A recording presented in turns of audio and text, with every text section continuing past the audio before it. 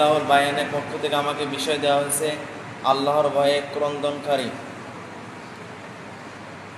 যেসব মাধ্যমে আমাদের পাপগুলো ক্ষমা হয়ে যাবে বা পাপ ক্ষমা হওয়ার অন্যতম একটি মাধ্যম হচ্ছে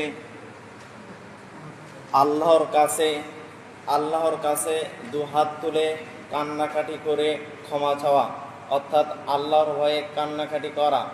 যেসব মাধ্যমে আমরা পাপ থেকে বিরত থাকতে পারবো তার অন্যতম হচ্ছে আল্লাহর ভয়ে কাঁদা। এ ব্যাপারে রাসূল সাল্লাল্লাহু আলাইহি ওয়াসাল্লাম আল্লাহ সুবহানাহু ওয়া তাআলা তার বাণীর মধ্যে বলে দিয়েছেন। আল্লাহ সুবহানাহু ওয়া তাআলা তার পবিত্র কোরআনে সূরা ফাতিরের মধ্যে বলে দিয়েছেন, সূরা ফাতিরের 28 নম্বর আয়াতের মধ্যে বলছেন, ইন্নামা ইয়াখশাল্লাহু মিন ইবাদিহিল উলামা। পৃথিবীর মানুষেরা তোমরা শুনে রাখো, ইন্নামা ইয়াখশাল্লাহু মিন ইবাদিহিল উলামা, শুধু আমার বান্দাদের মধ্য থেকে ইয়াখশাল্লাহু, আমি আল্লাহকে ভয় করে, আল উলামা ও উলামা। সম্মানিত উপস্থিতি, এই আয়াত থেকে যেটা আপনাকে বোঝাতে চাচ্ছিলাম, আল্লাহ শুধুমাত্র আল্লাহ সুবহানাহু ওয়া তাআলাকে ভালোবাসে কারা? আলেমরা। তাহলে আলেম হওয়ার জন্য আমরা ছাত্র ভাইরা যেটা খুব জরুরি, খুব গুরুত্বপূর্ণ বিষয়, সেটি হচ্ছে আল্লাহ ভয়ে কান্নাকাটি করা, বেশি কান্নাকাটি করা। কিন্তু দুঃখজনক হলো সত্য যে আজ আমাদের ছাত্র ভাইদের মধ্যে, আজ আমাদের সমাজে কান্নার শব্দটাই উঠে গিয়েছে। তাহলে কান্না আপনার চোখ থেকে কীভাবে বের হবে? কান্নার শব্দটাই চোখ থেকে আমাদের উঠে গেছে। সম্মানিত উপস্থিতি, আল্লাহর ভয়ে কান্না করবে কারা? যারা আল্লাহকে ভয় করে। আর আল্লাহকে কারা ভয় করে? যারা আলেম, তারাই আল্লাহ সুবহানাহু ওয়া তাআলাকে ভয় করে। তাই আমাদের উচিত হবে যে আমরা আল্লাহর ভয়ে কাঁদবো, আল্লাহর ভয়ে বেশি বেশি কাঁদবো। কেন কাঁদবো? আপনি যদি আলেম হতে চান তাহলে আপনাকে কি করতে হবে? আপনাকে আল্লাহর কাছে বেশি বেশি দোয়া করতে হবে এবং আপনাকে পাপ কাজ থেকে বিরত থাকতে হবে। কেননা ইলম এমন একটি জিনিস যে আল্লাহ সুবহানাহু ওয়া তাআলা এই ইলমটা কোনো পাপিষ্ঠ ব্যক্তিকে দান করেন না।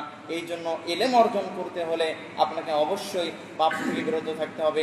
এই পাপ থেকে বিরত থাকার, পাপ থেকে বেঁচে থাকার, পাপ থেকে ক্ষমা হওয়ার অন্যতম মাধ্যম হচ্ছে আল্লাহর ভয়ে কান্না করা।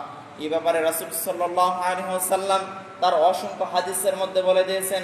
রাসূল সাল্লাল্লাহু আলাইহি ওয়াসাল্লাম তিরমিজির মধ্যে বলে দিয়েছেন, রাসূল সাল্লাল্লাহু আলাইহি ওয়াসাল্লাম 1639 নম্বর হাদিসের তিরমিজির মধ্যে আছে, 1639 নম্বর হাদিসের মধ্যে রাসূল সাল্লাল্লাহু আলাইহি ওয়াসাল্লাম বলেন, আর ইবনে আব্বাস রাদিয়াল্লাহু আনহু قال سمعت رسول الله صلى الله عليه وسلم يقول। ইবনে আব্বাস রাদিয়াল্লাহু আনহু বলেন, রাসূল সাল্লাল্লাহু আলাইহি ওয়াসাল্লাম বলেন, আইনান লা তামাসসুহুন নার, দুই শ্রেণীর মানুষের চক্ষু বিচারের মাঠে জাহান্নাম স্পর্শ করবে না। লা তামাসসুহুন নার, তাদেরকে আল্লাহ সুবহানাহু ওয়া তাআলা তাদের চক্ষুকে জাহান্নাম দেখাবেন না। আল্লাহ সুবহানাহু ওয়া তাআলা, রাসূল সাল্লাল্লাহু আলাইহি ওয়াসাল্লাম বললেন, তার মধ্যে এক শ্রেণীর লোক হচ্ছে আইনুন বাকাত মিন খাশিয়াতিল্লাহ, যেই চক্ষু আল্লাহর ভয়ে দুনিয়াতে কেঁদেছে, যেই চক্ষু আল্লাহর ভয় কেঁদেছে, বিচারের মাঠে এই চক্ষু বিচারের মাঠে জাহান্নাম দেখবে না, জাহান্নাম তাকে স্পর্শ করবে না, জাহান্নাম এই চক্ষু দেখতে পারবে না। 2 নম্বরে রাসূল সাল্লাল্লাহু আলাইহি ওয়াসাল্লাম বললেন, ওয়াইনান বাতা তাহরুসু ফি সাবিলিল্লাহ, এবং যেই চক্ষু আল্লাহর রাস্তায় জিহাদে বা ময়দানের সীমান্ত পাহারা দেয়, এই ব্যক্তির চক্ষু বিচারের মাঠে তার চক্ষু জাহান্নাম স্পর্শ করবে না। সম্মানিত উপস্থিতি, অত্র হাদিস প্রমাণ করে যে জাহান্নাম থেকে বেঁচে থাকার সবচেয়ে বড় মাধ্যম হচ্ছে আল্লাহর ভয়ে কাঁদা। আল্লাহর ভয়ে যদি আপনি কাঁদেন, অবশ্যই বিচারের মাঠে আল্লাহ সুবহানাহু ওয়া তাআলা আপনার চক্ষুকে জাহান্নাম থেকে দূরে রাখবেন। আপনার চক্ষুকে আল্লাহ সুবহানাহু ওয়া তাআলা আপনার চক্ষুকে জাহান্নাম দেখাবেন না। সুবহানাল্লাহ। সম্মানিত উপস্থিতি, খুব গুরুত্বপূর্ণ হাদিস। তাহলে আল্লাহর ভয়ে কাঁদা কত বড় একটি গুরুত্বপূর্ণ বিষয়, যা আমাদের সমাজ থেকে কান্নার শব্দটাই উঠে গিয়েছে, কান্নার শব্দকে আমরা বিলুপ্ত করে দিয়েছি।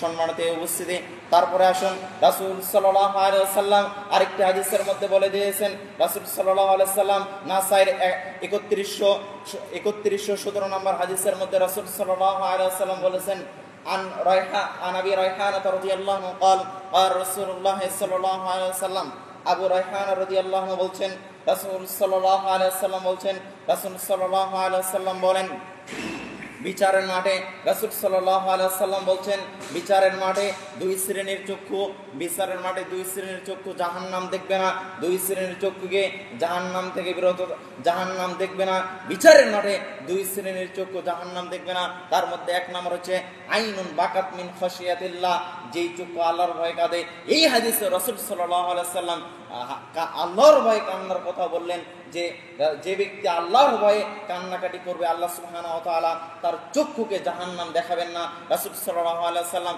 আরেকটি তিরমিজির হাদিসের মধ্যে বলছেন রাসূল সাল্লাল্লাহু আলাইহি ওয়াসাল্লাম বলছেন যে ব্যক্তি আল্লাহর ভয়ে দুনিয়াতে কাঁদবে তাকে আল্লাহ সুবহানাহু ওয়া তাআলা জাহান্নামে প্রবেশ করবেন না তেমনি ভাবে যেই রকম গরুর বাদ থেকে দুধ বের করে এবং সেই দুধ আবার গরুর বাদে ঢোকানো যে রকম অসম্ভব বিচারের মাঠে ওই ব্যক্তিকে আল্লাহ সুবহানাহু ওয়া তাআলা জাহান্নামে প্রবেশ করবেন না